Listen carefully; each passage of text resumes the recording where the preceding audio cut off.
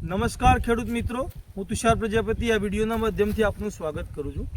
ખેડૂત મિત્રો, અત્યારે મગફળીનું પાકનું હાર્વેસ્ટિંગ ચાલી રહ્યું છે। જ્યારે આજે ફિલ્ડની અંદર વિઝિટ માટે આવ્યા હતા તો અહીંયા આપણને જોવા મળે કે મગફળીના ફિલ્ડની અંદર મગફળીનું જે હાર્વેસ્ટિંગ થયેલા પાકની અંદર આપણે જોઈએ છે તો પુષ્કળ પ્રકારની અંદર ગેરું ટીકાનો જે પ્રશ્ન છે એ જોવા મળી રહ્યો છે, બરાબર। અને એના પત્તા પણ અહીંયા નીચે ખરેલા આપણને જોવા મળે છે।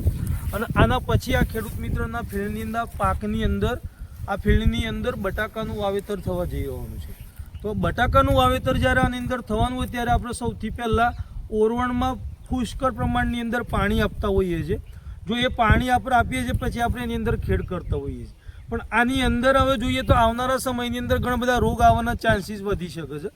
કારણ કે એનું મેઇન કારણ છે કે જે આપણે મગફળીમાં જે રોગ આવેલા છે એ રોગના સ્પોર એટલે જેના બીજ અંદર પહેલેથી જ પડેલા છે, હવે એનો ભેજ મળે છે, પાણી મળે છે એટલે એ ફૂલ એની સંખ્યામાં વધારો થઈ શકે છે અને એ રોગ જેવું બટાકાનું આપણે સોઈંગ કરીએ છીએ અને તરત જ એ બટાકાનું પણ ડેમેજ કરવાનું કામ કરતા હોય છે। તો આને કંટ્રોલ કરવા માટે આપણે શું કરી શકીએ છીએ? તો આને કંટ્રોલ કરવા માટે પહેલેથી જ આપણે જ્યારે ઓરવણનું પાણી આપતા હોય એના પહેલાં આપણે ટ્રાઇકોડર્મા, સુડોમોનાસ, મેટારિઝમ નામની જે ફંગસ આવે છે આ ત્રણેય ફંગસના આપણે માટી, સેન્દ્રિય ખાતર અથવા છાણિયા ખાતર જોડે મિક્સ કરી અને આપણે પહેલાં બ્રોડકાસ્ટિંગ કરીને આપી શકીએ છીએ, જેના કારણે જમીનમાં જે ફૂગ છે કે જે બેક્ટેરિયા છે કે જે હાનિકારક છે એને આપણા જે આ ટ્રીટમેન્ટ કીધી એ ટ્રીટમેન્ટથી એને કંટ્રોલ કરી શકાય છે અને ખૂબ સારા પરિણામ એમાં આપણને મળતા હોય છે।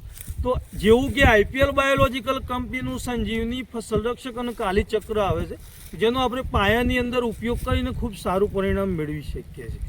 પ્રતિ એકરે 2 કિલો સંજીવની, 2 કિલો ફસલ રક્ષક અને 2 કિલો કાલી ચક્રનો ઉપયોગ આપણે પ્રતિ એકરે આની અંદર કરવાનું રહેશે, તો ખૂબ સરસ પરિણામ આપણને મળશે। જય હિન્દ, જય ભારત।